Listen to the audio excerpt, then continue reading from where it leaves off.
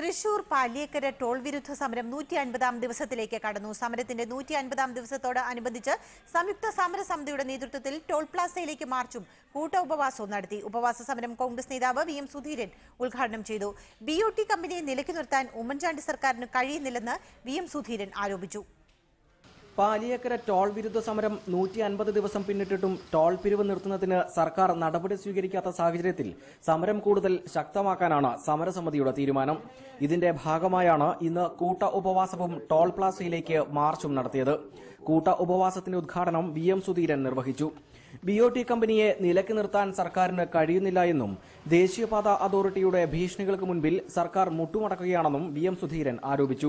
ന്യായമായൊരു കാര്യം ന്യായമായി ഉന്നയിക്കപ്പെടുമ്പോൾ അതിന് പരിഹാരം കാണാനും അതിനെതിരായി നിൽക്കുന്ന ദേശീയപാത അതോറിറ്റിയോ അല്ലെങ്കിൽ BOT കമ്പനികളോ ആകട്ടെ അവരെ നിലയ്ക്ക് നിർത്താൻ എന്തുകൊണ്ട് സർക്കാരിന് സാധിക്കുന്നില്ല? അവരെ നിലയ്ക്ക് നിർത്തണം. ഒരു സർക്കാരിനേക്കാളും വലിയവരാണ് അവർ.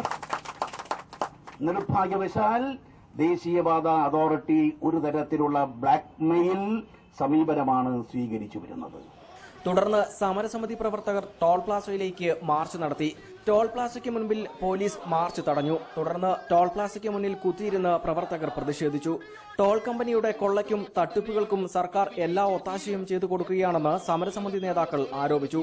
ഇടപ്പള്ളി മണ്ണൂത്തി ദേശീയപാതയിലെ ടോൾ പിരിവിനെതിരെ രാഷ്ട്രീയ സാമൂഹിക സാമുദായിക സംഘടനകൾ ചേർന്ന് ഡിസംബർ 4-നാണ് അനിശ്ചിതകാല നിരാഹാര സമരം തുടങ്ങിയത്.